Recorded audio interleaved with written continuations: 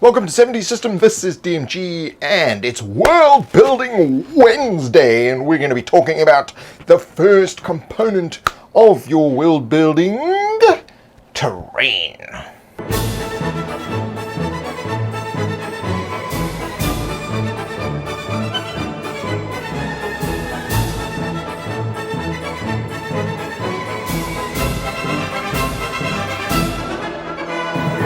So if you like World Building Wednesdays, please consider supporting me on patreon.com/70system. You can subscribe on youtube.com/70system. Click the bell to receive notifications of when these videos come out, and click the like button. Now, World Building Wednesday, terrain. So why do we start with terrain? Why don't we start with who the burgomaster is or who's the king? Why do we start with terrain? Because the terrain around your hamlet or in your city or wherever you've decided to start, your terrain creates the natural barriers to people just moving around really easily. So let's take the hamlet as an example. So where is this hamlet? Is it in the mountains? So there may be a ton of mountains surrounding this hamlet, and there's one small track that leads through the mountains, the only way in and out. So the mountains themselves, although being rich, fertile ground for adventures, form a natural barrier around the town. So if you consider things like dungeons, there's only a finite amount of space within a dungeon because it's surrounded by bedrock. You can't get out. So you are considering your town to be basically like a dungeon, and what is the bedrock around it? So in the first case, mountains.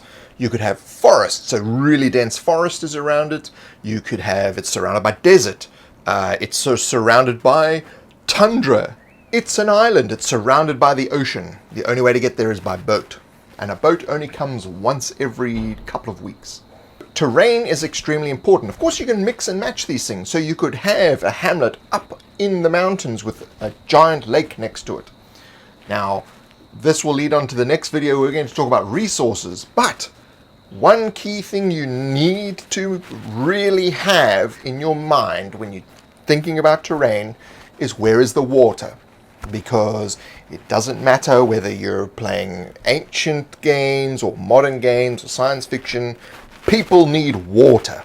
So the water, where is the water? It's very important. Is there a stream? Is it an underground aquifer? Is it a well that's been drilled? Is it a waterfall? Is it a lake? Is it a river? Is it a stream? What is the water source? Because almost every single thing in history that's been constructed has been around water. Terrain forms your natural barrier around the thing that you're creating. So this is very easy when we talk about hamlets. But when we talk about, say, a metropolis, as we spoke about in the first video, if you're creating a neighborhood, how are you creating a natural barrier to exiting out of this neighborhood? So in medieval cities, obviously, you had walled parts of the cities. So various areas of the city are walled off to different parts of the population. This is mainly for military purpose, but it also forms a function of separating the classes. So if you're starting in the Shades, which is the dodgy part of town where all the criminals live and the peasants, of course, your natural barriers are going to be gateways, the main road in and out. There's going to be thoroughfares that link between different areas of the city. And you really only need to be thinking about the area in which people are going to start, because there will be social reasons why they cannot move from one point to another. When we discuss social structure later on, that's when that will start to come into play, and you can start to consider that about the neighborhood that you're starting in. But you can see why it's easier to start in a hamlet, because there's not a huge amount you have to think about. It's a lot easier.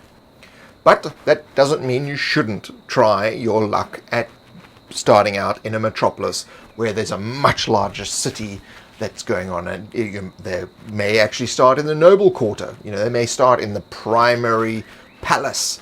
You only need to design the palace because the palace itself has natural walls and boundaries. Usually the nobility does not just walk out of the front gate. they will need an entourage to do that. So if there are staff in there, they may not be able to just freely come and go as they please because the guards won't let them out or let them back in. Or you have the nobles themselves, where they will struggle to get out because they are also living in a self-imposed social prison where they don't want to mix with the lower classes. Some of them do, but they got to sneak out, they don't have their entourage, etc., etc. You know how it goes. This is why this is the first step of your world building from a small to a large. So you're going to be fractally building the world out in organic little branches as the players continue on through the game. But terrain is where you start, because you need to know what are the natural barriers that are going to contain the story so that you can control how it grows. Because if there's nothing containing it, let's just go over there. There needs to be a reason for them to want to take the mountain pass down to that village they've heard of that their cousin went to live in. Or there needs to be a reason for them to go from the shades to the middle class quarter where the shop keeps and all that sort of thing. Or to the industrial quarter. Or to the other part of the giant spaceship where the politicians live. It depends on what style of genre of etc. What type of game you're actually playing. Natural barriers. Gotta like 'em. Like button. And I will see you in the next one where we're going to talk about resources. Don't forget the water.